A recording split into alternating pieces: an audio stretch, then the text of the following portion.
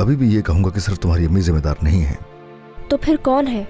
उमर, उसने तुम्हारी अम्मी को मजबूर किया होगा। उसी के कहने पे उसने झूठ बोला और छुपाया तुमसे। वैसे तो तुम्हारी अम्मी ऐसा नहीं करती, ये उमर की वजह से हुआ है।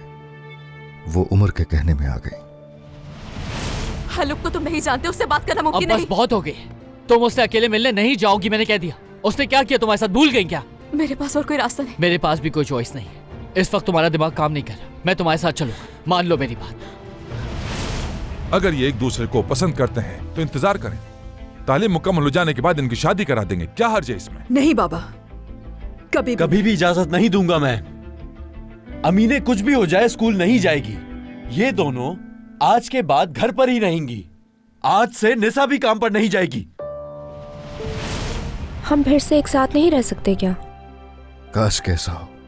जानते हो ये मेरी सबसे बड़ी ख्वाहिश है, तुम, मैं, तुम्हारी अम्मी एक साथ हों, सभी यूं साथ रहें मिलजुल के।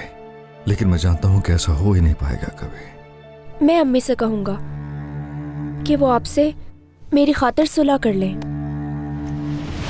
तुम मुझसे कह रहे हो कि मेरी बेटी शराब खाने में जाकर काम करती है? या तुम नहीं जानते कि नौबत क्यों आई? ये सब तुम्हारी वजह से है, तुम्हारी वजह से। मेरी बेटी इस हाल में पहुंची है तो सिर्फ तुम्हारी वजह से, और तुम मुझसे मेरी बेटी की शिकायत कर रहे हो। मुझे लगता है अब ये बेहतरीन हिस्सा है जिंदगी का। शुरुआत है अब मेरी नई जिंदगी की, बस बाहर ही बाहर है। ऐसा कुछ नहीं हो सकता, सिर्फ तुम ख्वाब ही देख सकते हो हलुक। अकल तस्लीम कर चुकी है। तुम्हारे लिए बहुत मुश्किल होगा हम तक पहुंचना। वैसे भी खुद को थकाना मत। समझी नहीं? तुम आइंदा शायद कभी नहीं मिल पाओगी अपने बेटे से।